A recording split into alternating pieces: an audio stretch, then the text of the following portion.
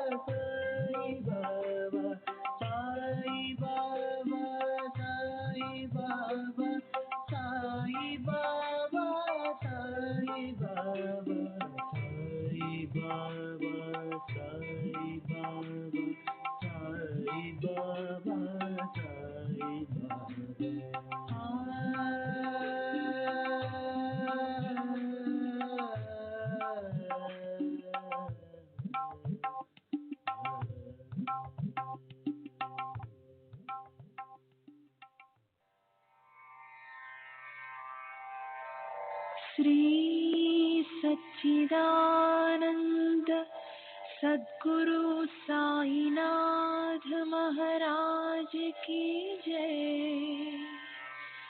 सद्गुरु श्री साईनाथुनि शरद बाबू जी की जय।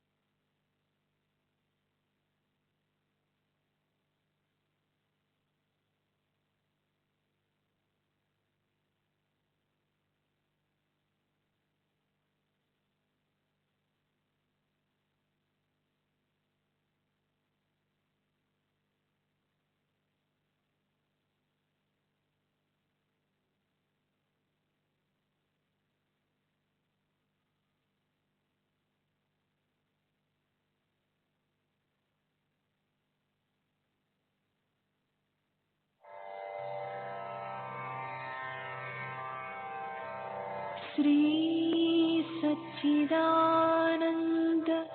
सद्गुरु साईनाथ महाराज की जय। सद्गुरु श्री साईनाथुनि शरद बाबूजी की जय।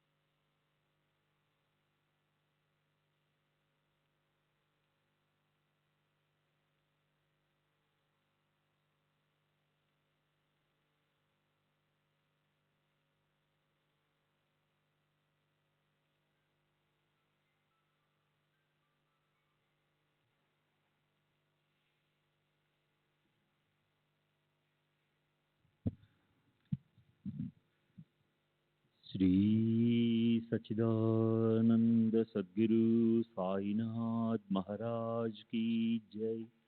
सद्गुरु श्री साईनाथ शरद बाबू जी की जय।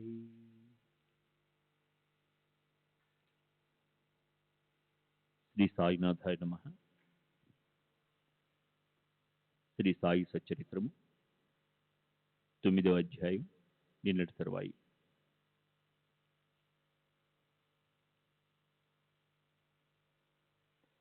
రోజులాగే నైవేద్యాన్ని సమర్పించి ఆ పళ్ళెంను అక్కడ ఉంచి ఆమె వెళ్ళిపోయింది. అందరి నైవేద్యాలను కలిపి బాబా భోజనానికి కూర్చున్నారు. వంకాయ కూరను రుచి చూచి అది బాగా రుచికరంగా ఉన్నట్లు అందరికీ అనిపించింది. వంకాయ వేపుడు తినాలనుంది, దాన్ని ఇప్పుడు తెచ్చిపెట్టండి అని బాబా అన్నారు. బాబా వంకాయ వేపుడు తినాలన్న కోరికతో భోజనం చేయకుండా ఆగారు అని రాధాకృష్ణబాయి కబురు పంపారు. ఏం చేయాలో ఎవరికీ అర్థం కాలేదు. వంకాయలు కాసే కాలం కాదు. ఇప్పుడు వేపుడు కూరను ఎలా తయారు చేయాలి? భర్తాను తెచ్చిన పురందర్ భార్యను వెదకసాగారు. ఆమె తెచ్చిన పళ్ళెల్లో వంకాయ కూర ఉంది. అందువల్ల బహుశా ఆమె వద్ద ఇంకా వంకాయలు ఉండి ఉంటాయని అనిపించింది. ఆమెను అడగగా అప్పుడు వంకాయ వేపుడు యొక్క ప్రాముఖ్యం, దానిపై బాబాకు ఎందుకంత ప్రీతి అన్న అసలు విషయం అందరికీ అర్థమైంది. ఒక కాయతో కూర చేసి మధ్యాహ్నం సమర్పించాను. రెండో కాయతో వేపుడు చేసి తర్వాత తీసుకుని వెళ్ళాలని కోసి ఉంచానని ఆమె చెప్పింది. తరువాత ఆ వంకాయల ఉదంతం అందరికీ క్రమక్రమంగా తెలిసింది. సాయి యొక్క సర్వవ్యాపకతను గ్రహించి అంతా ఆశ్చర్యపడ్డారు. క్రీస్తు శకం 1915 సంవత్సరం డిసెంబర్ నెలలో మరొకసారి తర్కడ్ భార్యయే బాబాకు అత్యంత ప్రేమతో పాలకోవాను పంపింది. పరమపదించిన బాలారాం కర్మను జరపడానికి అతని కుమారుడు షిరిడి బయలుదేరుతూ ఆ విషయాన్ని చెప్పడానికి తర్కడ్ వద్దకు వచ్చాడు. అతను అతనితో బాబాకు ఏదైనా పంపాలని తర్కడ్ భార్యకు అనిపించింది. ఇంట్లో చూస్తే పాలకోవ తప్ప మరేం లేదు. అదైనా అది వరకే నైవేద్యంగా అర్పించిన పేడ. ఆ అబ్బాయి వెళ్ళడానికి తొందరపడుతున్నాడు. అంతేగాక ఆ అబ్బాయి సూతకంలో ఉన్నాడు.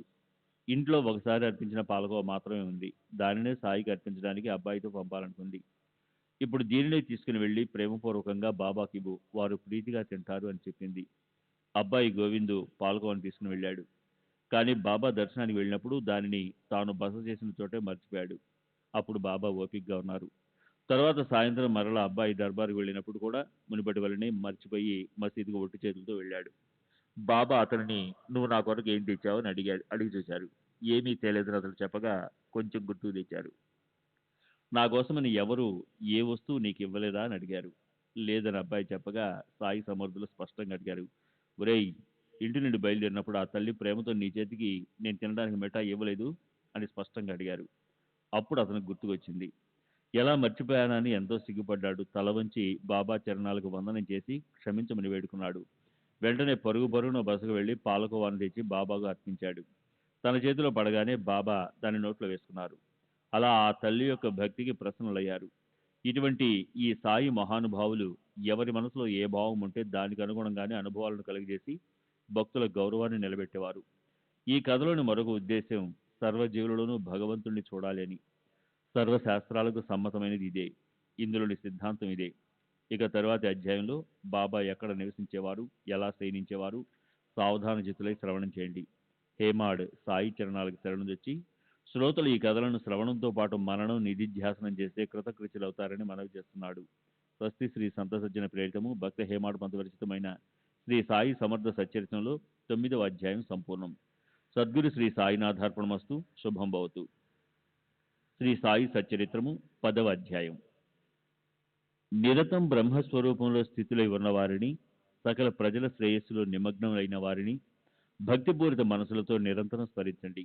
వారిని స్మరించినంత మాత్రాన జనన మరణ భ్రమణం తొలగిపోతుంది. ఇదే సాధనల్లో ఉత్తమమైన సాధనం. దీనికోసం ఒక గవ్వైనా ఖర్చు కాదు. తక్కువ శ్రమతో ఎక్కువ ఫలితం సునాయాసంగా హస్తగతమవుతుంది. ఇంద్రియాలు దృఢంగా ఉన్నంత వరకు ప్రతిక్షణాన్ని సద్వినియోగం చేసుకోవాలి. ఇతర దేవతలందరూ మాయ, గురువొక్కరే శాశ్వతమైన దైవం. వారి చరణాల యందు విశ్వాసం ఉంచితే వారు విధి వ్రాతను మార్చగలరు. ఉత్తమమైన సద్గురు సేవతో ప్రపంచ సుఖదుఖాలన్నీ నిర్మూలనమవుతాయి.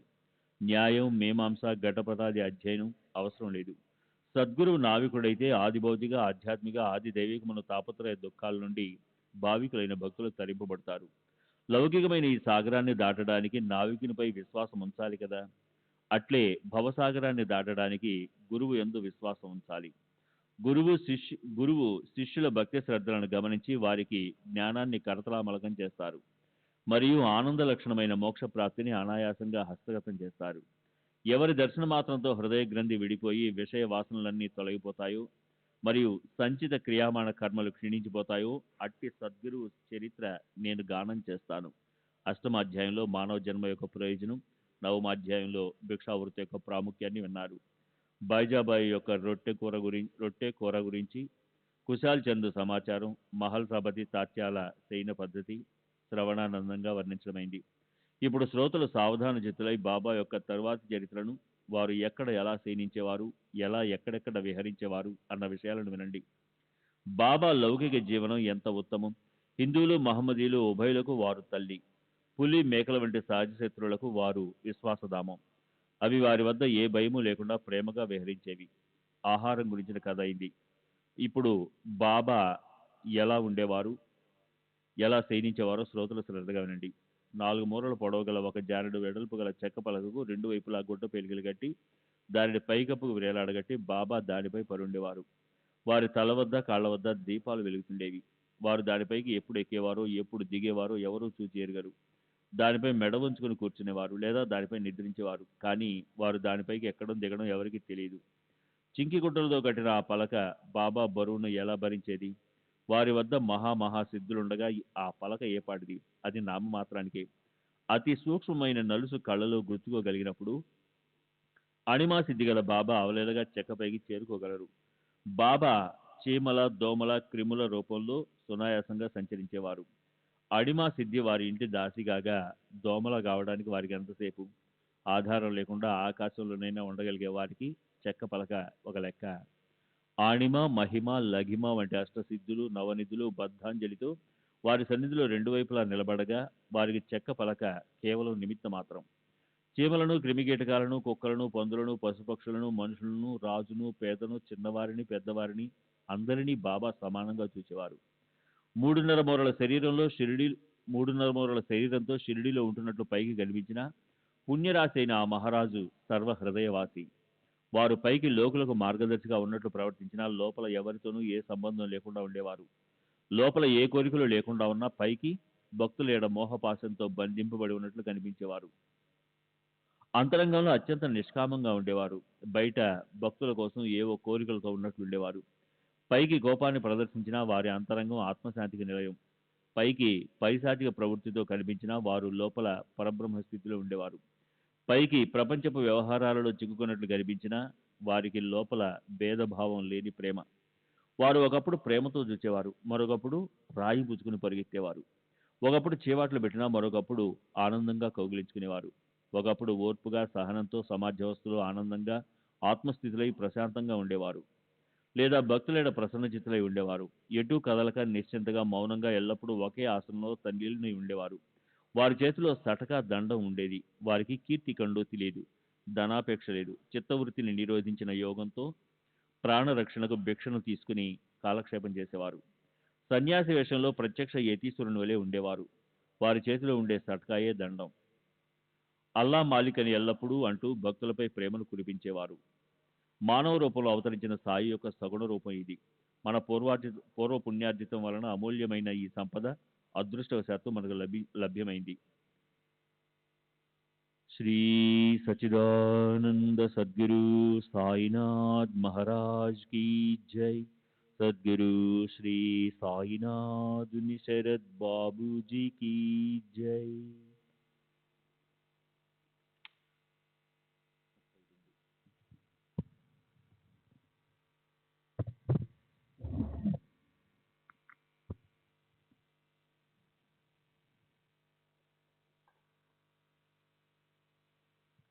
సాయిని ఓ మానవునిగా భావించిన వారు మందమతులు, మందభాగ్యులు. వారి విధి విచిత్రమైంది. వారికి ఈ భాగ్యం ఎలా ప్రాప్తిస్తుంది? సాయిబాబా ఆత్మబోధకును గని పూర్ణానంద విగ్రహము. భవన్నవాన్ని దాటడానికి వారినే ఆశ్రయించండి. అపస్రంభ పర్యంతము నిండి అపారంగా అనంతంగా నిరంతరము అభిన్నంగా ఉన్న పరబ్రహ్మమూర్తి బాబా. కలియుగం యొక్క కాల వ్యవధి 4,32,000 సంవత్సరాలు. రమారమి 5,000 సంవత్సరాలు గడిచాక బాబా అవతరించారు. బాబా జన్మించిన తేదీ తెలియకుండా ఏ ఆధారంతో నిశ్చయంగా ఎలా చెప్పగలరని శ్రోతలకు సంశయం కలుగుతుంది. శ్రద్ధగా వినండి మరి. బాబా షిరిడి క్షేత్రంలో తమ నిర్వాణం వరకు నివసించాలనే సంకల్పంతో 60 సంవత్సరాల వరకు సన్యాసి వృత్తితో గడిపారు. 16 సంవత్సరాల వయసులో బాబా మొదట షిరిడీలో ప్రకటమయ్యారు. 3 సంవత్సరాలు అక్కడున్నారు. అక్కడి నుండి వారు ఎక్కడికి వెళ్ళారో కానీ దూరాన నైజాం రాజ్యంలో కనిపించారు. ఆ తర్వాత పెళ్లి వారితో పాటు వచ్చి షిరిడీలోనే స్థిరంగా ఉండిపోయారు. 20 సంవత్సరాల వయసు నుండి 60 సంవత్సరాల వరకు 60 సంవత్సరాల వారు షిరిడీలో నివసించినది అందరికీ అవగతమే. సంవత్సరం 1840 1918 అక్టోబర్ 15న ఆశ్వయుజ శుద్ధ దశమి రోజున విజయదశమి సుముహూర్తాన బాబా తమ నిజధామానికి చేరుకున్నారు. ఈ విధంగా 80 సంవత్సరాలు బాబా ఆయుర్దాన్ని బట్టి వారు సుమారుగా సంవత్సరము 1760లో జన్మించారని నిశ్చయించవచ్చు. కాలగమనాన్ని తొక్కిపట్టి ఉంచే మహాత్ముల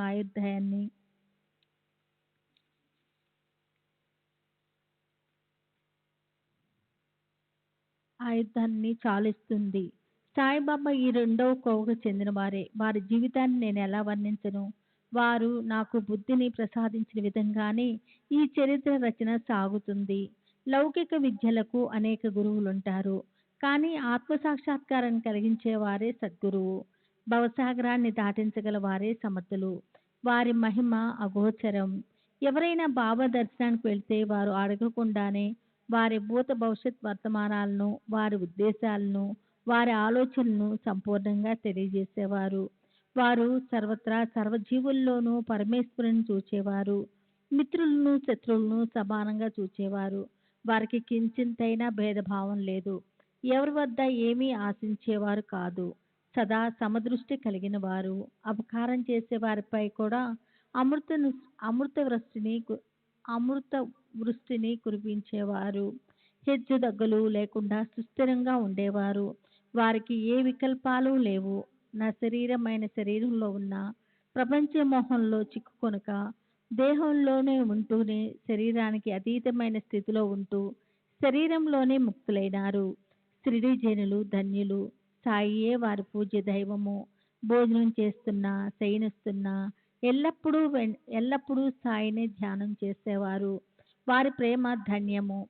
పొలాల్లోనూ ఇళ్లల్లోనూ పనులు చేసుకుంటూ దంచుతున్నా, విసురుతున్నా, మజ్జిగ చిలుగుతున్నా బాబా మహిమను గానం చేసేవారు. కూర్చున్నా, తింటున్నా, పడుకున్నా సాయినామాన్ని ఎప్పుడూ స్మరించేవారు. ఒక్క బాబా తప్ప మరో దైవాన్ని వారు తలిచేవారు కాదు. ఆ స్త్రీల ప్రేమ ఎంత గొప్పది! ఆ ప్రేమలో ఎంత మాధుర్యం ఉంది! నిర్మలమైన ప్రేమయే కవిత వ్రాయగలదు, కానీ విద్వత్తు కాదు. ఏమాత్రమూ పాండిత్యం లేకుండా సాధారణ భాషలో ఉండేది. అందులోని కవిత్వానికి పండితులు కూడా తలలూపాల్సిందే. నిర్మలమైన ప్రేమను ఆవిర్భవింపచేసేదే నిజమైన కవిత్వము. ఆ స్త్రీల గానాన్ని శ్రోతలు వినవచ్చు. సాయిబాబా ఇచ్చ ఉంటే ఆ పాటలన్నిటినీ సేకరించగలిగితే ఒక అధ్యాయమై శ్రోతల కోరిక తీరుతుంది. భక్తులను అనుగ్రహించటానికి నిరాకార పరమాత్మ షిరిడీలో సాయి రూపంలో ప్రకటమయ్యారు. వారిని తెలుసుకోవటానికి దేహాంకారము వికారాలు పోయి భక్తి కలగాలి. వారికి శరీరంపై అభిమానం లేదు. వారికి మనోవికారాలు లేవు. భక్తుల పుణ్యమంతా పోగై ఫలించే సమయం వచ్చినప్పుడు అది సాయి రూపంలో మొలకెత్తి షిరిడీలో పక్వానికి వచ్చింది. అవర్ణనీయమైన తత్వము వ్యక్తీకరించబడింది. అట్లే జన్మ లేని వారికి జన్మ, మరియు ఆకారం లేని అద్వత్వము మూర్తి భవించిన కరుణరసము అనే ఆకారాన్ని ధరించింది. యశస్సు, ఐశ్వర్యము, వైరాగ్యము, జ్ఞానము, ఔదార్యము, వైభవము ఈ షడ్గుణాలతో ఉన్న మూర్తి సాయి. వారి నిగ్రహము చాలా విశిష్టమైనది. వారు ఎవరి వద్ద నుండి ఏమీ గ్రహించేవారు కాదు. నిరాకారులైన వారు భక్తులను అనుగ్రహించటానికే ఒక రూపాన్ని ధరించారు. వారిది ఎటువంటి కరుణా స్వభావము! భక్తుల ప్రేమను గెలుచుకున్నవారు. బహుశా భగవంతుడు కూడా వారిని తెలుసుకోలేడేమో. భక్తుల శ్రేయస్సు కొరకు సాయి మహారాజు వాగ్దేవత వచించటానికి సాహసించని చెవులు కూడా వినటానికి సిగ్గుపడే మాటలు అనేవారు. ఆ మాటలను చెప్పటం కంటే మౌనంగా ఉండటం మంచిది. కానీ కర్తవ్యాన్ని వదిలిపెట్టడం మంచిది కాదు కనుక చెప్పవలసి వచ్చింది. భక్తులతో బాబా అతి వినయంగా, నేను మీ దాసానుదాసుణ్ణి, మీకు రుణగ్రస్తుణ్ణి. మీ దర్శనానికి వచ్చాను. మీ అనుగ్రహం వల్ల మీ పాదాల వద్దకు చేరుకోగలిగాను. నేను మీ మలంలో క్రిమిని, అందువల్ల ఈ సృష్టిలో ధన్యుణ్ణి అనేవారు. ఎంతటి అనుకువ! బాబా మనసులో వినమ్రంగా ఉండాలనే కోరిక. అది ఎటువంటి ఉన్నతమైన నిరాభిమానము! ఎంత సౌమ్యత! ఈ పై మాటలు వాస్తవంగా బాబా ఉచ్చరించినవే. నేను చెప్పిన ఈ మాటలు ఎవరికైనా అగౌరవంగా అనిపిస్తే క్షమించమని వేడుకుంటాను. దాంతో వాక్కు కల్మిషమైంది. విన్న పాపము తొలగించడానికి సాయినామాన్ని జపిస్తాను. తద్వారా అందరి దోషాలు తొలగిపోతాయి. జన్మ జన్మల మన తపస్సు కేవలం సాయి కృప చేత ఫలించింది. ఇది దప్పికొన్న వారికి చలివేంద్రం వలె అపార సుఖాన్ని ఇస్తుంది. బాబా జిహ్వ ద్వారా రసాన్ని ఆస్వాదిస్తున్నట్లు అందరికీ అనిపిస్తుంది. కానీ వారు ఏ రుచిని ఎరగరు. వారు జిహ్వకు రసస్ఫూర్తి లేదు. విషయ స్ఫూర్తి లేని వారు విషయ సుఖాలను ఎలా అనుభవిస్తారు? విషయాలు వారి ఇంద్రియాలను తాకనప్పుడు వారు విషయాలతో ఎలా చిక్కుకోగలరు? ఎదుటికి వచ్చిన వస్తువులను కళ్ళతో చూడటమే కానీ చూచిందేమిటో వారు ఎరగరు. చూడాలనే కోరిక వారికి లేదు. హనుమంతుని కౌపీనము అతని తల్లికి రామునికి మాత్రమే కనిపించాయి. మరి అతని బ్రహ్మచర్యాన్ని ఎలా పోల్చగలము? ఆ ఇంద్రియాన్ని తల్లియే చూడనప్పుడు ఇక ఇతరుల మాటేమిటి? బాబా యొక్క బ్రహ్మచర్యము పరమ కఠినము. అది అపూర్వకు సంపూర్ణము. వారు నడుముకు కౌపీనం ధరించేవారు. మెడ కింద ఉండే మేక చన్నుల వంటి వారి ఇంద్రియాలు కేవలం మూత్ర విసర్జనకు మాత్రమే. వారి ఇంద్రియాలు వారి అవయవాలతో ఉండేవి. వారి శరీర స్థితి ఇలాంటిది. ఇంద్రియాలు కర్మలు చేస్తున్న వారికి విషయాసక్తి కించిత్తైనా ఉండేది కాదు. సత్వరజోస్తమ గుణాల వలన ఇంద్రియాలన్నీ వాని స్థానాల్లో కట్టుబడి ఉన్నాయి. అవి లౌకిక కార్యాలను చేస్తున్న దేనిలోనూ చిక్కుకోవు. బాబా నిస్సంగులు, శుద్ధ జ్ఞాన స్వరూపులు, ఆత్మరాములు. కామక్రోధాలు వారిలో అణిగిపోయాయి. వారు ఏ కోరికలు లేనివారు. సకల కోరికలు పూర్తిగా తీరినవారు. విషయాలు కూడా బ్రహ్మయే అని తలచే ముక్త స్థితి వారిది. వారు శ్రీ సచ్చిదానంద సద్గురు సాయినాథ్ మహారాజ్ की जय. సద్గురు శ్రీ సాయినాథ్ బాబూజీ की जय. వారు పుణ్యపాపాలకు అతీతమైన సంపూర్ణ నివృత్తి స్థానం.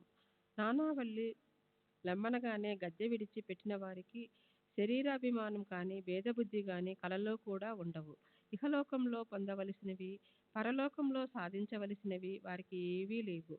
వారు కేవలం లోక కళ్యాణం కోసమే ఈ భూమిపై అవతరించిన సత్పురుషులు. ఇటువంటి కరుణామయులు అవతరించినందుకు ప్రయోజనం ప్రజలకు శ్రేయస్సును అనుగ్రహించడానికే తప్ప మరొకటి కాదు. వారు పరుల శ్రేయస్సును కోరే పరమ కృపాళువులు. వారి హృదయం నవనీతం వలె అత్యంత మృదువైనదని అంటారు. వెన్న తనకు తాపం తగిలితేనే కరుగుతుంది. కానీ సత్పురుషుల హృదయం ఇతరులకు తాపం కలిగితే ద్రవించిపోతుంది. వారి వస్త్రం అతుకులతో ఉన్న కపిని, వారు కూర్చోవటానికి కోనపట్ట, వారు మనసు వృత్తి శూన్యం. ఇట్టి వారికి వెండి సింహాసనం ఏమవసరం? సింహాసనం వారికి ఇబ్బంది కలిగించగా దానిని వెనుకకు జరిపితే భక్తుల ప్రేమను చూచి వారు ఏమీ అడ్డగించేవారు కాదు. బాబా షిరిడీ సరోవర కమలం. ఆ పరిమళాన్ని భక్తులు సేవిస్తారు. నిర్భాగ్యులకు కప్పలకు వలె ఎప్పుడూ బురదయే గతి. ఆసనాలు, ప్రాణాయామం, ఇంద్రియ దమనం, మంత్రం, తంత్రం, యంత్రం, భజనల గూర్చి బాబా ఎప్పుడూ ఎవరికీ చెప్పేవారు కాదు. చెవిలో ఊదటం కూడా లేదు. లోక వ్యవహారాలలో లౌకికంగా ప్రవర్తిస్తున్నట్లు కనిపిస్తారు కానీ వారి అంతరంగం మరో రకంగా ఉండేది. వ్యవహారాలలో ఎంతో దక్షతను చూపేవారి కౌశలం మరెవరికీ ఉండదు. వారు భక్తుల కొరకే ఆకారాన్ని ధరించారు. భక్తుల కొరకే వారి మనోభావాలు, సత్పురుషుల లౌకిక చారాలను అందరూ తెలుసుకోవాలి. సాయి మహారాజు సాధువులకు నిదానం, శుద్ధ పరమానంద స్థానం. నిరాభిమానం, నిర్లిప్తత గలవారికి నా సాష్టాంగ వందనం. సాయి మహారాజు వచ్చి చేరిన ఆ స్థానం మహాపుణ్య పావనమైనది. పుణ్య సంచయం లేకపోతే ఇటువంటి సన్నిధి దుర్లభం. మంచి విత్తనం నుండి రసవత్తరమైన పండ్లు వస్తాయన్న ప్రసిద్ధ వచనాన్ని ప్రజలు షిరిడీలో తరచి చూచి తెలుసుకున్నారు. సాయిబాబా హిందువులు కారు, యావనులు కారు. వారికి ఏ వర్ణమూ లేదు, ఏ ఆశ్రమమూ లేదు. అయినా వారు భవాన్ని సమూలంగా నశింపచేస్తారు. అపారము, అనంతము అయిన గగనం వలె బాబా చరిత్ర గహనమైనది. దానిని యథార్థంగా అవగాహన చేసుకోవటం వారికి తప్ప ఎవరికి శక్యం? చిత్తం యొక్క పని చింతనం. ఆలోచన లేకుండా మనసు ఒక క్షణమైనా ఊరికే ఉండదు. విషయాలను ఇస్తే విషయ చింతన చేస్తుంది. గురువును ఇస్తే గురువును ధ్యానిస్తుంది. అందువలన సర్వేంద్రియాలను చెవులలో నిలుపుకొని గురువు మహిమను వింటే అదే సాయి గురువు యొక్క సహజమైన స్మరణ, భజన, కీర్తన. శ్రీ సచ్చిదానంద సద్గురు శ్రీ సాయినాథుని శరత్ బాబూజీకి జై. సద్గురు శ్రీ సాయినాథుని శరత్ బాబూజీకి జై. పంచాగ్ని సాధన, యజ్ఞయాగాలు, అష్టాంగ యోగాలు, మంత్ర తంత్ర ప్రయోగాలు బ్రాహ్మణులకు మాత్రమే సఖ్యం. ఇవి ఇతరులకు ఏం ఉపయోగపడవు. సత్పురుషుని కథ అలా కాదు. అది అందరినీ సన్మార్గంలో పెడుతుంది. భవభయ వ్యధను హరిస్తుంది. పరమార్థాన్ని బోధిస్తుంది. సత్పురుషుల చరిత్రను శ్రవణం, మననం, అధ్యయనం, నిధిధ్యాసనం చేస్తే ద్విజులు, శూద్రులు, స్త్రీలు పవిత్రులవుతారు. ప్రేమంటూ లేని మానవులు ఉండనే ఉండరు. ఒకరికి ఒక వస్తువుపై ప్రేమ, మరొకరికి మరొక దానిపై ప్రేమ ఇలా వేరువేరుగా ఉంటుంది. ఒకరి ప్రేమ సంతానంపై ఉంటుంది. మరొకరి ప్రేమ గౌరవ మర్యాదలు, ధన సంపదలపై ఉంటుంది. ఇంకొకరికి శరీరం పైన, ఇంటిపైన, లౌకికమైన కీర్తి ప్రతిష్టలపైన, విద్యా ప్రాప్తిపైన ఉంటుంది. విషయ సుఖాలలో నున్న ప్రేమనంతటిని ఒక్కటిగా చేసి హరిచరణాలని మోసలో వేస్తే అదే భక్తి రూపంలో ప్రకటమవుతుంది. అందువలన శరీరంతో ప్రపంచ వ్యవహారాలను చేస్తూ మనసును సాయి చరణాలకు సమర్పిస్తే వారి అనుగ్రహం కలుగుతుంది. ఇది ఒక సులభమైన ఉపాయం. ఇటువంటి అల్పమైన సాధనతో గొప్ప ప్రయోజనం కలుగుతుంది. అయినా జనులు శ్రేయాన్ని సంపాదించుకోవడానికి ఎందుకు ఉదాసీనులై ఉంటారు? చిన్న ఉపాయంతో అంత గొప్ప లాభం కలుగుతున్నప్పుడు మరి ప్రజలు ఎందుకు దానిని ఆచరించరు అని శ్రోతల మనసులలో సహజంగా సందేహం కలుగుతుంది. దానికి కారణం ఒకటే, భగవత్ కృప లేకుండా శ్రవణ లాలస కలగదు. భగవంతుడు ప్రసన్నుడై అనుగ్రహించినప్పుడే శ్రవణ లాలస కలుగుతుంది. అందువలన సాయిని శరణు వేడితే ఆ సాయి నారాయణునకు అనుగ్రహం కలిగి శ్రవణ లాలస ఉత్పన్నమవుతుంది. ఈ సులభ సాధనం చేజిక్కుతుంది. గురు కథ శ్రవణమును, సత్సంగాన్ని ఆశ్రయించి ప్రాపంచిక బాధలను వదిలించుకోండి. నిశ్చయంగా ఇదే మీ జీవితానికి సార్థకత.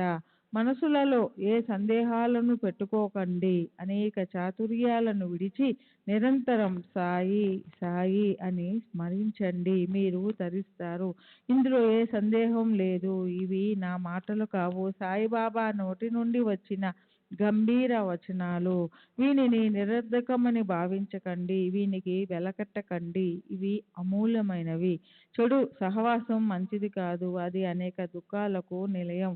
తెలియకుండానే సుఖప్రదమైన మార్గం నుండి మరలించి చెడు దారులను పట్టిస్తుంది. సాయినాథులు లేక ఒక సద్గురువు తప్ప చెడు సాంగత్యం నుండి రక్షించగల వారెవ్వరు? ఓ భక్తులారా, ప్రేమమయులైన గురువు యొక్క నోటి నుండి వెలువడిన వచనాలను శ్రద్ధగా స్మరించండి. చెడు సాంగత్యం తొలగిపోతుంది. సృష్టిలోని రూపాలు కళ్ళల్లో నిండినప్పుడు సౌందర్యాన్ని అపేక్షించే మనసు దానితో రమిస్తుంది. ఆ దృష్టి అంతర్ముఖమైతే అది సత్సంగంలో రంజిల్లుతుంది. సత్సంగం యొక్క మహిమ అటువంటిది. అది శరీర అభిమానాన్ని సమూలంగా అణచివేస్తుంది. అందువలన సత్సంగం కంటే మరో సాధన లేదు. నిత్యం సత్సంగం చేయండి. ఇతర సాంగత్యాలు దోషపూరితమైనవి.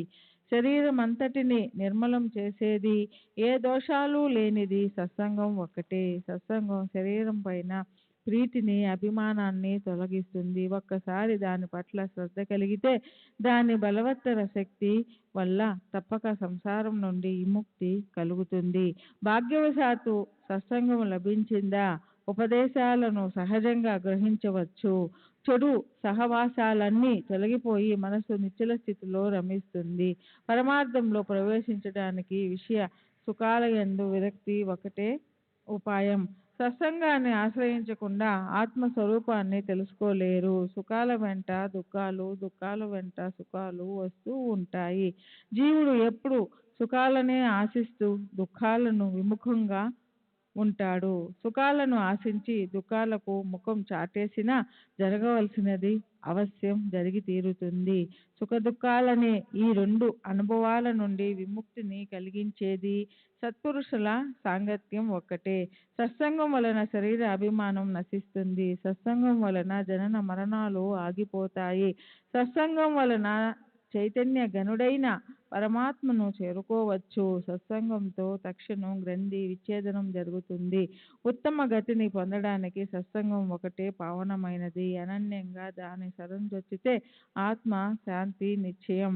భగవంతుణ్ణి భక్తితో నమస్కరించని వారిని మరియు భగవంతుణ్ణి భజన, ఆరాధన, నామస్మరణ చేయని వారిని భక్త పరాయణులుగా చేయడానికి సత్పురుషులు అవతరిస్తారు. గంగా, భగీరథి, గోదావరి, కృష్ణవేణి, కావేరి, నర్మదాది నదులు సత్పురుషుల స్నానార్థం ఎప్పుడు వస్తారా అని వారి పాదాలను కోరుకుంటాయి. ప్రపంచంలోని వారి పాపాలను స్వయంగా ప్రక్షాళనం చేస్తాయి.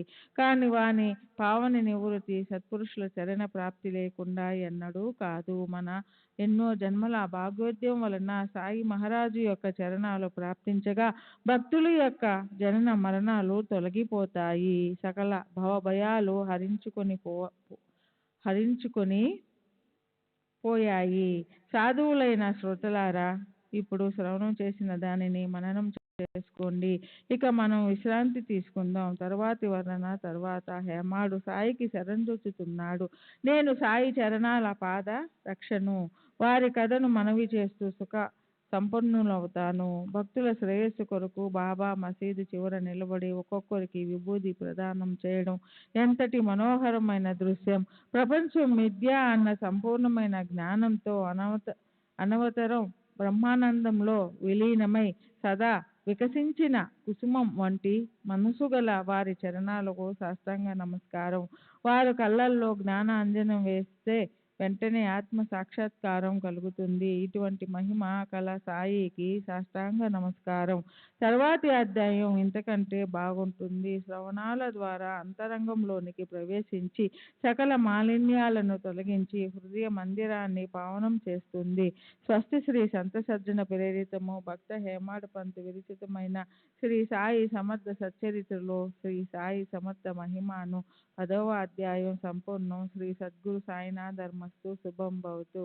శ్రీ సచ్చిదానంద సద్గురు సాయినాథ్ మహారాజ్ की जय. सद्गुरु श्री साईनाथ शरद बाबू.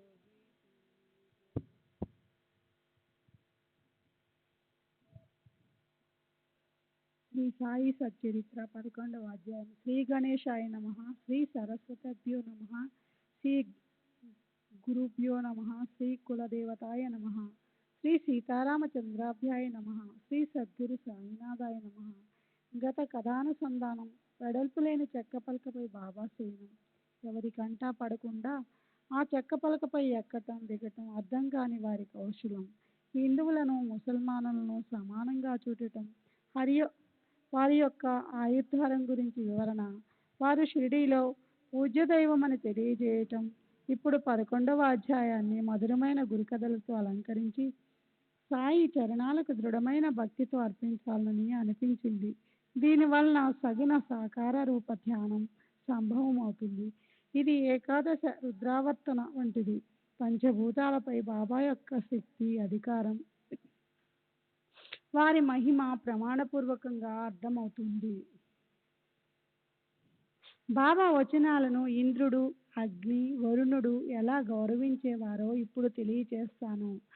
శ్రోతలు శ్రద్ధగా వినండి. పూర్ణ విరక్తికే విరక్తి అయిన అనన్యంగా శరణుజొచ్చే భక్తులకు విశ్రాంతి స్థానమైన సాయి యొక్క సగణమూర్తిని మనసున ప్రేమపూర్వకంగా ధ్యానిస్తాను. గురు వచనాల యందు విశ్వాసమే వారు కూర్చుండటానికి ఆసనం.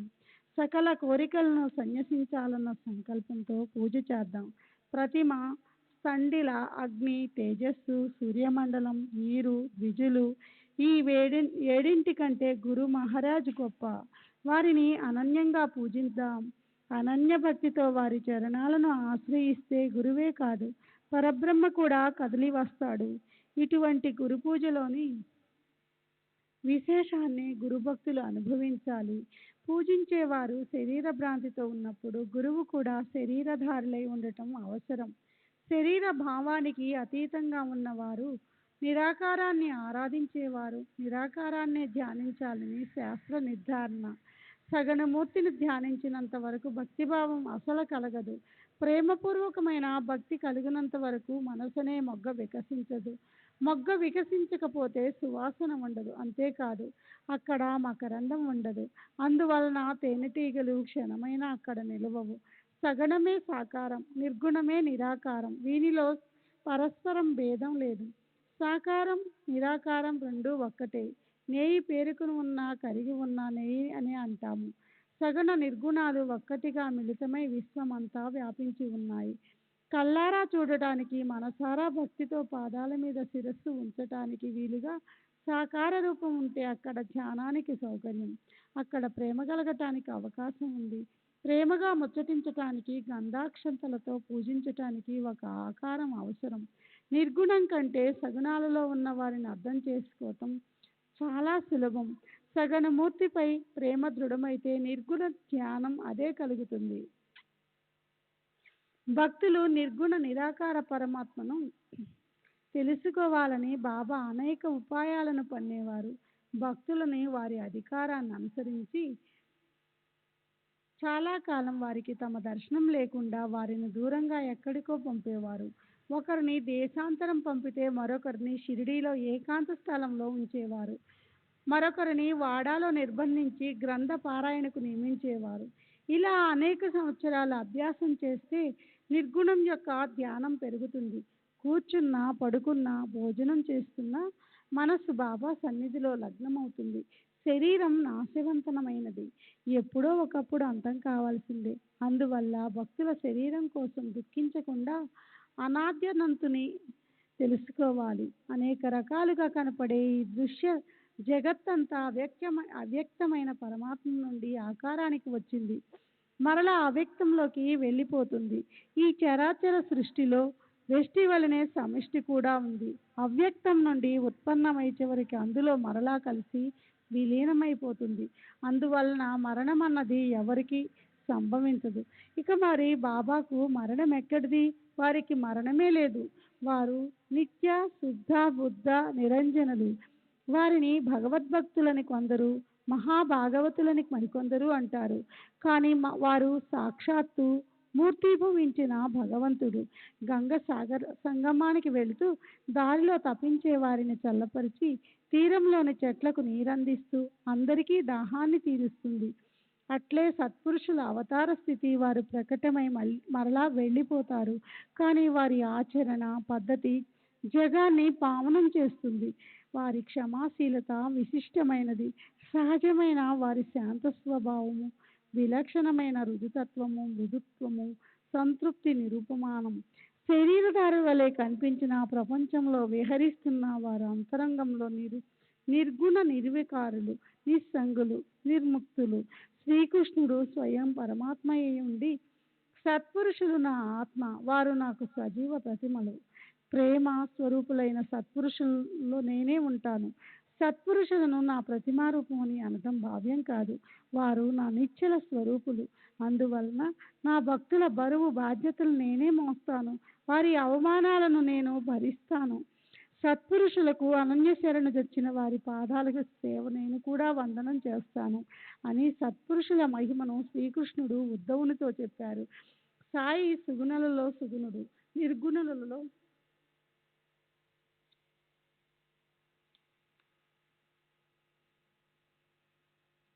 నిర్గుణుడు, గుణవంతులలో అత్యుత్తమైన గుణవంతుడు మరియు సర్వశ్రేష్టమైన గుణాలున్న వారికి రాజు. కోరికలను తీరినవాడు, పర్యాప్త కాముడు, కృతకృత్యుడు, సదా యదృచ్ఛ లాభ సంతృష్టుడు, అనవతరం, ఆత్మనిరతుడు, సుఖదుఖాలకు అతీతుడు, ఆత్మానందానికి ఐశ్వర్యమైనట్టి వారిని ఎవరు వర్ణించగలరు? బ్రహ్మదేవుని అవతారమైన వీరిని ఏ విధంగా వర్ణించలేము. ఈ అనిర్వచనీయమైన శక్తియే సాకార రూపంలో భూమిపై అవతరించింది. సచ్చిదానందమూర్తి జ్ఞాన సంపిత్తి ఇదే. ప్రపంచ వ్యవహారాల నుండి నివృత్తి చెందిన బ్రహ్మ కారాంత కరణమూర్తి ఇదే. ఎల్లప్పుడూ ప్రపంచానికి అతీతంగా బ్రహ్మైక్య స్థితి అందుండే కేవల ఆనందమూర్తి. ఆనందో బ్రహ్మేతి అని శృతి. దీనిని శ్రోతలు నిత్యం శ్రవణం చేస్తారు, పుస్తక జ్ఞానులు పారాయణ చేస్తారు. భక్తులు ఈ అనుభవాన్ని షిరిడీలో పొందుతారు. ధర్మాది లక్షణాలతో కూడిన ఈ ప్రపంచం అతి విలక్షణమైనది. ఆత్మజ్ఞానం లేని వారు అనుక్షణం దీని నుండి తమ్ము తాము రక్షించుకోవాలి. కానీ ఆత్మను తెలుసుకున్న వారికి ఇది వర్తించదు. వారు ఆత్మస్వరూపంలో ఉంటారు. వారు నిత్య ముక్తులు, ఆనందమయులు, ఎప్పుడూ చిన్మయ రూపులు. సాయిబాబాయే అందరికీ అధిష్టానం. వారికి ఒక ఆసనం ఏమవసరం? అందున వెండి సింహాసనం. కానీ బాబా భక్తుల ముచ్చట తీరుస్తారు. ఏనాటిదో ఒక పాత గోనెముక్కపై భావికులైన భక్తులు చక్కటి గద్దెను వేసేవారు. బాబా వెనుక ఆనుకోవటానికి గోడకు ఒక తలగడాను ఉంచేవారు.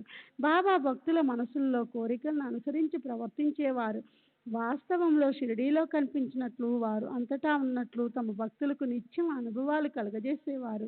స్వయం నిర్వికారులైన భక్తులు భావాలకు అనుగుణంగా అన్ని విధాల సకల పూజోపచారాలు స్వీకరించేవారు. ఒకరు వింజామరలు, మరొకరు వీవన వారికి వీచేవారు. కొందరు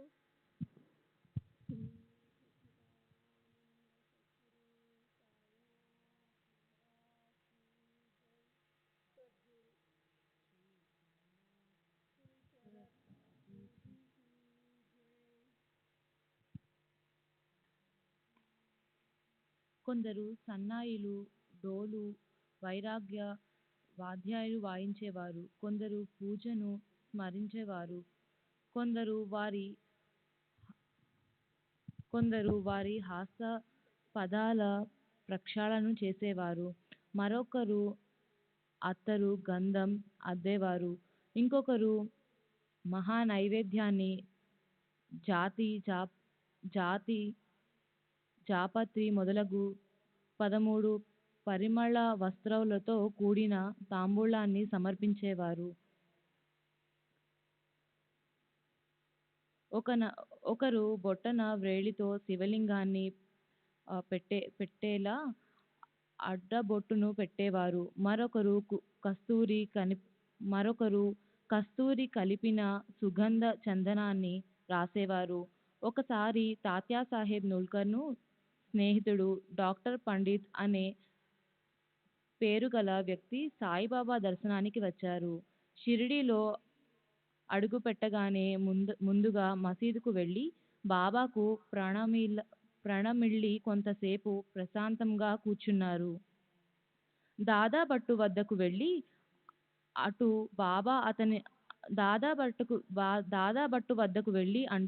బాబా అతనిని తమ చేత్తో దారిని చూపించారు. పండిత్ దాదా వద్దకు వెళ్ళాడు. దాదా అతనిని సముచితముగా ఆహ్వానించారు. ఆ తరువాత దాదా బాబా పూజకు బయలుదేరి మీరు వస్తారా అని అడిగారు. దాదా వెంట పండిత్ వెళ్ళాడు. దాదా బాబా పూజను చేశాడు. బాబాకు గంధం బొట్టును పెట్టటానికి అప్పటి వరకు ఎవరూ సాహసించలేదు. ఏ భక్తుడైనా సరే బాబా తమ నుదుట గంధం రాయనిచ్చేవారు కారు. మహల్సాపతి మాత్రం వారి కంఠానికి చందనం పూసేవారు. ఇతరులు వారి పాదాలకు పూసేవారు. కానీ అమాయకుడగు భావికుడైన ఆ పండిత్ చందనము గిన్నెను తన చేతిలోనికి లాక్కొని సాయి మస్తకాన్ని పట్టుకొని త్రిపుండ్ర రేకులను దిద్దారు. అతని ధైర్యాన్ని చూచి దాదా మనసులో పండిత్ సాహసానికి, బాబా కోపోద్రేకానికి కలవరపడ్డాడు. కానీ అలా జరగకూడదని జరిగినా బాబా ఒక ముక్కైనా అనలేదు సరిగదా. చాలా ప్రసన్నంగా కనిపించారు. పండిత్ ను అసలు కోపగించలేదు. దాదా మనసులో చింత అయినా ఆవేళనను గడవవచ్చినాడు. అదే రోజు సాయంకాలం ఇలా అడిగాడు, మేము మీ మేము మీ నుదుట చందనంతో తిలకం దిద్దాలని ఎంత ఉత్సాహపడినా మమ్మల్ని తాకనివ్వరు కదా. మరి ఈ ఉదయం ఏం జరిగింది? మా మా తిలకం మీకు నచ్చదు కదా. ఆ పండిత్ త్రిపుండ రేఖను మీకు ఇష్టము అయ్యాయా? ఏమిటి వింత? ఇదే సమజంగా లేదు అని అడిగారు. అప్పుడు బాబా మందసహ వదనంతో ప్రేమగా దాదాతో పలికిన మధుర వచనాలు అందరూ శ్రద్ధగా వినండి. దాదా, అతన్ని గురువు బ్రాహ్మణుడు, నేను ముసల్మాను జాతీయుణ్ణి. అయినా అతడు నన్ను తన గురువు వలనే భావించి పూజ చేశారు. నేను చాలా పవిత్ర బ్రాహ్మణును. ఇతడు అపవిత్ర జాతిలోని ముసల్మాను కదా. ఇతనిని ఎలా పూజించడం అని అతడు అసలు సందేహించలేదు. అలా నన్ను తన వశం చేసుకున్నాడు. అక్కడ నా ఉపాయమేం సాగక నేను అతనిని వద్దని వారించలేదని పోయాను. ఆ విధంగా నన్ను తన స్వాధీనం చేసుకున్నాడు. ఇలాంటి సమాధానాన్ని విని దాదాకు అది కేవలం వినోదంగా అనిపించింది. కానీ దానిలోని ఇంగితాన్ని తరువాత తెలుసుకున్నాడు. బాబా యొక్క అర్థం కాని పద్ధతి దాదా మనసులో బాగా నాటుకుంది. పండిత్తో ముచ్చటించగా విషయం విశదమైంది. శ్రీ సచ్చిదానంద సద్గురు రాజకి ఆదుని శరత్ బాబూజీకి జై. దోపేశ్వరంలో రఘునాథు అన్న సిద్ధుడు కాకా పురాణక అన్న పేరుతో ప్రసిద్ధి చెందాడు. శిష్యత్వము, రుణానుబంధము కారణంగా పండితు వారి పాదాలయందు భక్తి కలిగి ఉన్నాడు. అతడు బాబాను తన గురువైన కాకా భావించాడు. అతనికి అట్లే అనుభవం అయ్యింది. మనసులో ఉండే భావాన్ని బట్టి భక్తి ప్రభావం కూడా ఉంటుంది. అలా బాబా తన మనసుకు నచ్చినప్పుడే సర్వోపచారాలను చేయించుకునేవారు. లేదా పూజ పళ్ళెమును త్రోసిపుచ్చి నరసింహ రూపాన్ని ప్రదర్శించేవారు. ఈ రూపాన్ని ప్రకటించినప్పుడు వారి వద్ద నిలబడే ధైర్యం ఎవరికి ఉంది? వారు మరలా శాంత చేరే వరకు అంతా ప్రాణ భయంతో పరిగెత్తేవారు. బాబా ఒకప్పుడు అకస్మాత్తుగా కోపంతో భక్తులపై నిప్పులు చెలరేగేవారు. మరొకప్పుడు మైనం కంటే మెత్తగా క్షమలు మూర్తభవించినట్లు ఉండేవారు. ఒకప్పుడు కాలాగ్ని రూపంగా భాషించి భక్తులను ఖడ్గ ధారపై నడిపించేవారు. మరొకప్పుడు వెన్న కంటే సున్నితంగా ఆనంద వృత్తిలో విసలచిల్లుతున్నట్టు ఉండేవారు. కళ్ళు ఎర్రగా చేసి కోపంతో అటూ ఇటూ ఊగిపోతున్న వారి కడుపులో కన్న తల్లికి బిడ్డపై ఉండే కారుణ్య జ్వరి ఉండేది. క్షణంలో వారి కోపం తగ్గిపోగానే భక్తులను పిలిచి, నేనెవరినైనా కోపగించినట్లు నాకు తెలీదు. తల్లి బిడ్డలను తన్ని తమిరివేస్తే, సముద్రం నదులను వెనుకకు మరలిస్తే నేను మిమ్మలను తమిరివేస్తాను. అప్పుడే హతం చేస్తాను. నేను నా భక్తులను అంకితుణ్ణి. నేను భక్తుల వద్దనే ఉంటాను. నేనెల్లప్పుడూ ప్రేమ కోసమే తపిస్తూ భక్తుల పిలుపుకు బదులు పలుకుతాను అని అనేవారు. ఈ కథ భాగాన్ని వ్రాస్తుంటే పైన చెప్పిన దానికి సంబంధించిన మరొక కథ సహజంగా గుర్తుకు వచ్చింది. ఉదాహరణంగా చెబుతాను, శ్రోతలు శ్రద్ధగా వినండి. కళ్యాణ్ నివాస్ అయిన సిద్దిక్ పాల్కే అను పేరు గల ఒక ముస్లిమాన్ మక్కా మదీనా యాత్రలు చేసి షిరిడీకి వచ్చాడు. ఆ వృద్ధుడైన హాజీ ఉత్తరాభిముఖంగా ఉన్న చావిడిలో దిగాడు. మొదట 9 నెలలు అతనిపై బాబా ప్రసన్నులు కాలేదు. అతనికి కాలం కలిసి రాలేదు. అతని రాకపోకలు వ్యర్థమయ్యాయి. అనేక రకాల ప్రయత్నాలు చేసినా బాబా దర్శనం కాలేదు. మసీదు ద్వారాలు అందరికీ తెరిచి ఉండేవి.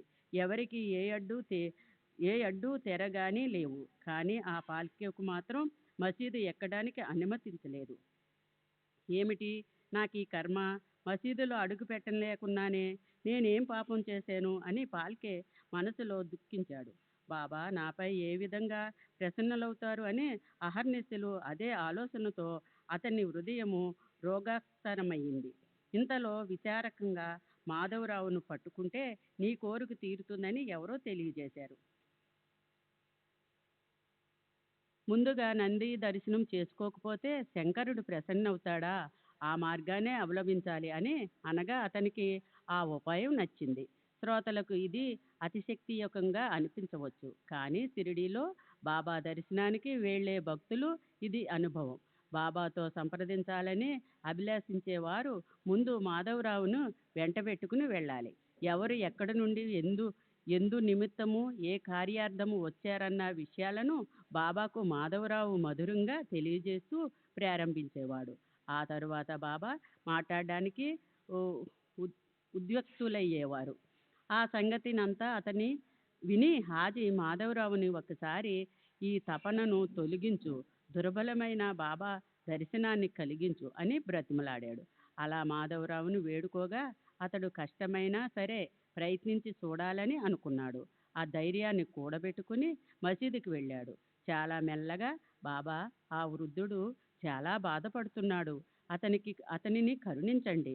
ఆజీ మక్కీ మదీనా యాత్రలు చేసి షిరిడీకి తమ దర్శనానికి వచ్చాడు. అతనిపై దయ చూపడం లేదు ఎందుకు? అతనిని మసీదులోనికి రానివ్వండి. జనులు అసంఖ్యంగా వచ్చి మసీదులో మీ దర్శనం చేసుకుని వెళుతున్నారు కదా, మరి ఇతని విషయంలో విషయభావం ఎందుకు? ఒక్కసారి మీ కృపాదృష్టిని ప్రశ్నించండి. అతనిని మసీదులో మిమ్మల్ని కలుసుకోనివ్వండి. తన మనసులోనే మాటను చెప్పుకొని వెంటనే వెళ్ళిపోతాడు అని చెప్పాడు. శ్యామ, నువ్వింకా ముక్కుపచ్చలారిని పసివాడువు. అతనిపై అల్లా అనుగ్రహమే లేకపోతే అతనికి నేనేమి చేయగలను? అల్లా మీకే రుణపడి ఉండకపోతే ఎవరైనా మసీదు ఎక్కగలరా? ఇక్కడ ఫకీరు లీల అపూర్వం. నేను అతనికి యజమానిని కాను. సరే, అక్కడ వారెబావి సమీపంలో వెనుక ఇరుకుబాట ఉంది. అతడు ఆ మార్గంలో వస్తాడా అని వెళ్ళి స్పష్టంగా అడుగు అని అన్నారు. ఎంతటి కష్టమైన మార్గమైనా వస్తాను. నేను వారిని ప్రత్యేకంగా కలుసుకోవాలి. నన్ను వారి చరణాల వద్ద కూర్చోనివ్వాలి అని పాల్కే చెప్పాడు. శ్యామ ద్వారా అతని సమాధానం విని బాబా 4 వాయిదాల్లో నాకు 40,000 రూపాయలు ఇస్తాడా అని అడుగు అన్నారు. మాధవరావు మాటలు విని హాజీ, ఈ మాట అడగాలా? వేలేమిటి, అడగాలే గాని 40 లక్షలైనా ఇస్తాను అని చెప్పాడు. అది విని బాబా, ఆ రోజు మా మసీదులో మేకను కొయ్యాలని ఉంది. మరి నీకు మాంసం కావాలా, లేక ఎముకల మాంసం కావాలా, లేక వృక్షాణాలపై కోరిక? ఆ ముసలివాణ్ణి నిశ్చయంగా ఏది కావాలో వెళ్ళి అడుగు అని చెప్పారు.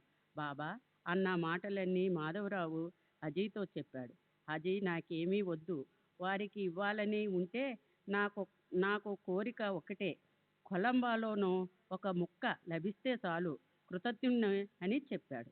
హాజీ చెప్పిన మాటను మాధవరావు తిరిగి వచ్చి బాబాకు మనవి చేశాడు. వెంటనే బాబా ఉగ్రులయ్యారు. మట్టి పాత్రను, నీళ్లకుండను స్వయంగా పైకి ఎత్తి ద్వారం వైపు విసిరివేశారు. తమ చేతిని కరకరా కొరుకుతూ హాజీ వద్దకు వచ్చారు. తమ కపిని 2 చేతులు పట్టుకుని హాజీ ఎదుట కపినీని పైకి లేవనెత్తి, నీ మనసులో ఏమనుకుంటున్నావు? నా ముందు నీ ప్రతాపం, ముసలివానిలా బడాయి చూపిస్తున్నావు. ఇలాగేనా ఖురానా పఠించడం?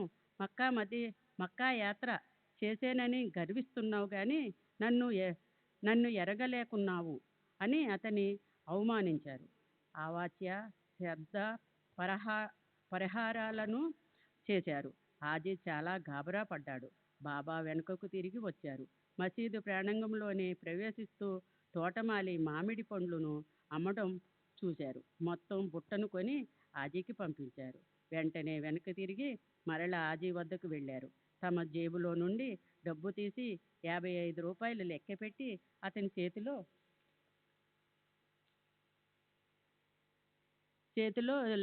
లెక్క పెట్టారు.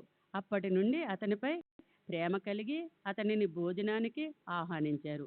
ఇద్దరూ అంతా ఆ, మర్చిపోయారు. హాజీ ఆత్మానందంలో తన్నీను తల్లినీనుడయ్యాడు. ఆ తరువాత అతడు యథాచితంగా వస్తూ పోతూ బాబా ప్రేమలో మునిగిపోయాడు. బాబా అతనికి అప్పుడప్పుడు రూపాయలు ఇచ్చేవారు. మే మేఘాలను కూడా శాసించగల సాయి సమర్థులు ఒక్కసారి ఇంద్రుని ప్రార్థించడం చూసి ఆశ్చర్యం కలిగింది. అతి భయంకరమైన సమయము. ఆకాశమంతా చీకటి కమ్ముకుపోయింది. జురుజుర మోత విస్తుంటే పశువులు పక్షులు భీతి వాటిల్లింది. సూర్యుడు అస్తమించి సాయంకాలం అయ్యింది. అకస్మాత్తుగా సుడిగాలి వీచి అది ప్రబలమై భయంకరమైన సంచలం చెలరేగింది. మేఘాలు ఉరుములు విద్యుత్తుల మెరుపులుగా, గాలి యొక్క భయంకర శబ్దము, పెద్ద వర్షము, ముసలధారాలతో మేఘాల వర్షం, టపటపమని వడగళ్ళు చప్పుడు. గ్రామస్తులు భయపడిపోయారు. దూడలు పశువులు ఆరవసాగాయి. బికారులు భిక్షగాళ్ళు మసీదు సూరు కింద తల దాచుకోవడానికి వచ్చారు. పశువులు దూడలు కూడా మసీదులో ఒక దగ్గర చేరాయి. మసీదు కిక్కిరిసింది. నలువైపులా నీరే గడ్డి కొట్టుకుని పోయింది. కళ్ళాల్లోనే పంటంతా తడిసిపోయింది. జనము ఆందోళన పడ్డారు. గ్రామస్తులంతా గాబరా పడిపోయి మసీదులోనే సభా మండపంలోకి వచ్చి నిలబడిపోయారు. కొందరు మసీదు సూరు కింద ఉండి బాబాతో మొరపెట్టుకున్నారు. జోగులాంబ, జాకలమ్మ, మరెడమ్మ, శని, శంకరుడు, అంబాబాయి, మారుతి, ఖండోబా, ముసల్మాన్, వైరాగి దేవీ దేవతలు షిరిడీలో ఎన్నో చోట్ల ఉన్నారు. కానీ కష్ట పరిస్థితుల్లో ఉన్న గ్రామస్తులకు ఏ ఒక్కరూ అక్కరకు రాలేదు. మాట్లాడుతూ నడుస్తూ పరిగెడుతూ వారి కష్టాల్లో ఆదుకునేదే ఒకే సాయే. వారికి ఏ కూడా లేక మేక అవసరం లేదు. 1-2 రూపాయలు అవసరం లేదు. వారు కేవలం భక్తినే ఆశిస్తూ కష్టాలను తుడిచివేస్తారు.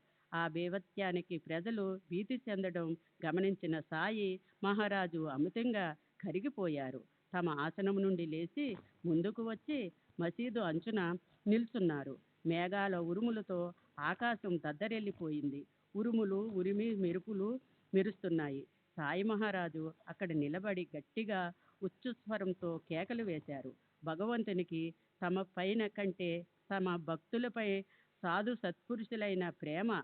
అందువల్ల దేవుడు వారు చెప్పినట్టు చేస్తాడు. భక్తుల కోసమే అవతరిస్తాడు. భక్తులు మొరని విని వారి రక్షించవలసిందే. భక్తుల భావాన్ని గుర్తించుకుని తను ఇచ్చిన మాటను నిలబెట్టుకుంటాడు. బాబా యొక్క కేకలపైన కేకలు.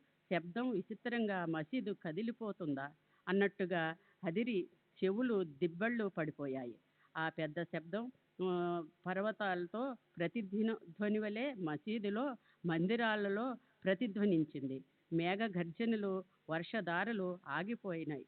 బాబా యొక్క పెద్ద పెద్ద కేకలతో సభామండపమంతా అదిరిపోయింది. భక్త మండలి భీతితో గాబరా పడ్డారు. తమ తమ స్థలాల్లో ఊరికే ఉండిపోయారు. నిజంగా బాబా లీల వర్ణాతీతం కాదు. వర్షం ఆగింది. వెంటనే గాలి కూడా తగ్గింది. మబ్బులు చెదిరిపోయాయి. తుఫాను మెల్లగా మందగించింది. నక్షత్రాలు కనిపించసాగాయి. అంధకారం తొలగిపోయింది. ఆ తరువాత వర్షం, తుఫాను, గాలి పూర్తిగా తగ్గిపోయాయి. ఆకాశంలో చంద్రుడు కనిపించాడు. అందరికీ ఆనందం కలిగింది. ఇంద్రునికి దయ కలిగించిందేమో అనిపించింది. సత్పురుషులు వాక్కును పెట్టాలే కదా. మరి వాతావరణం శాంతంగానే మేఘాలు 12 దిశలుగా వెళ్ళిపోయినాయి. వర్షం తగ్గింది. గాలి మందగా వీచింది. ఉరుములు పూర్తిగా ఆగిపోయాయి. పశువులకు పక్షులకు ధైర్యం వచ్చింది.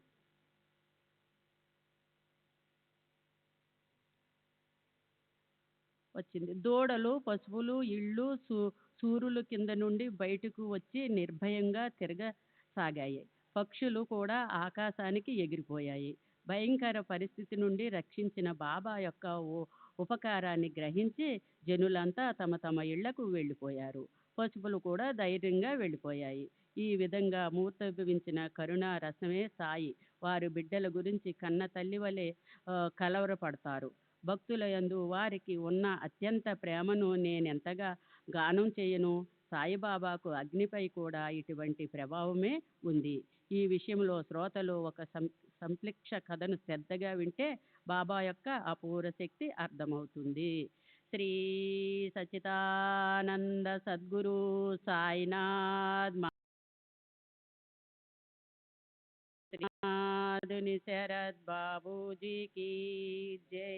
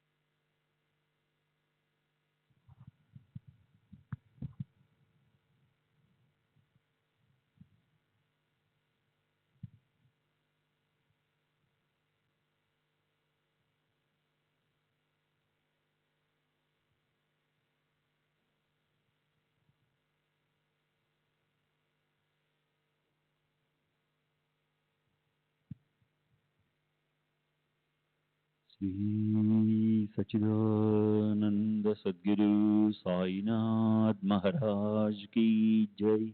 सद्गुरु श्री साईनाथ धुनि शरद बाबू जी की जय.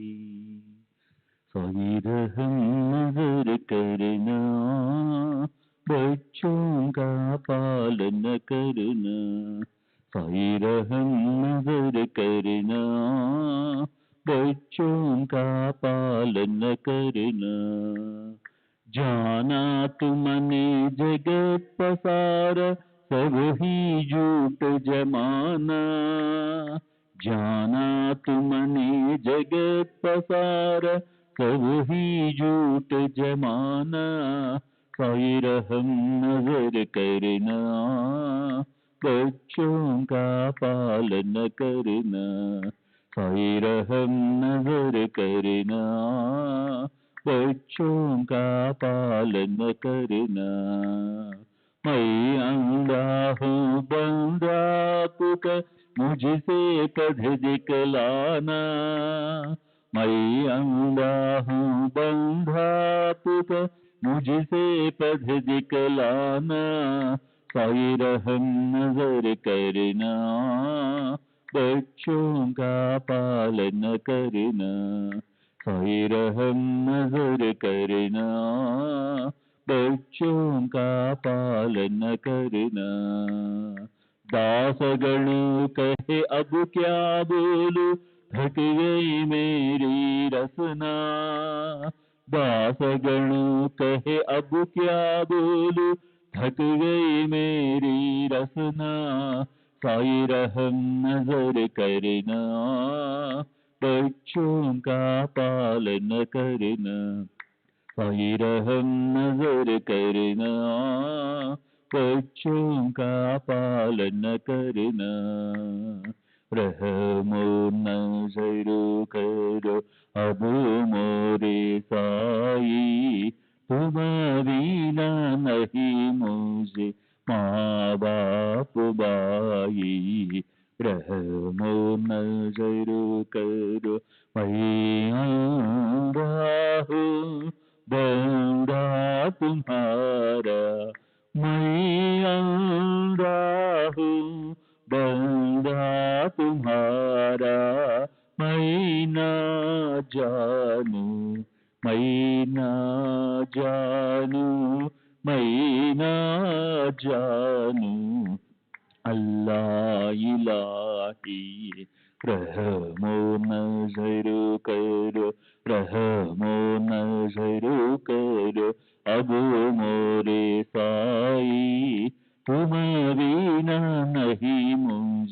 माँ बाप बाई रहमो नजर करो काली जमाना मैंने गमाया काली जमाना मैंने गमाया साथी आखिर का साथी आखिर का साथी आखिर का तुम बिना कोई रहमो नजर करो रहमो नजर करो अब मोरे साई तुम बिना नहीं मुझे माँ बाप बाई रहमो नजर करो अपने मस्जिद का झाड़ू गणो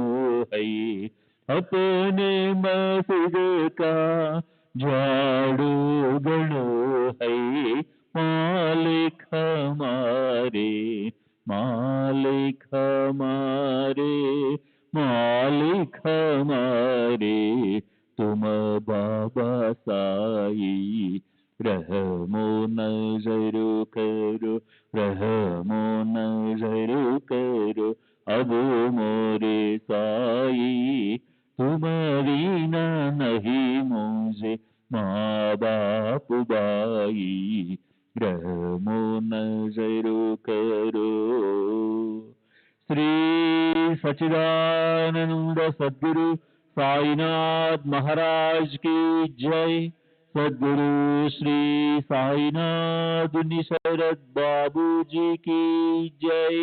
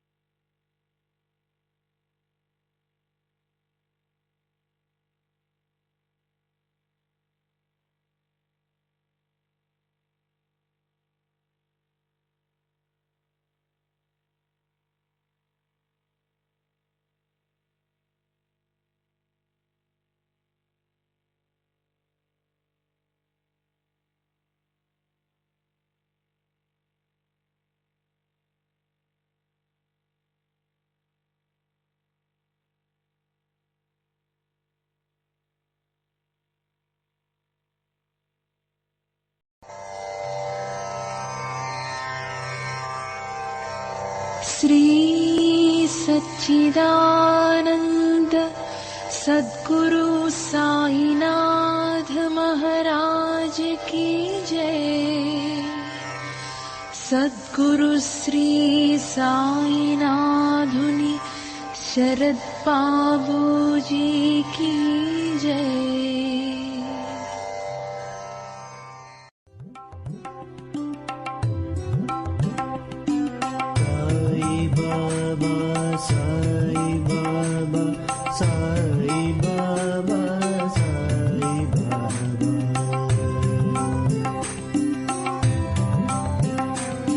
साई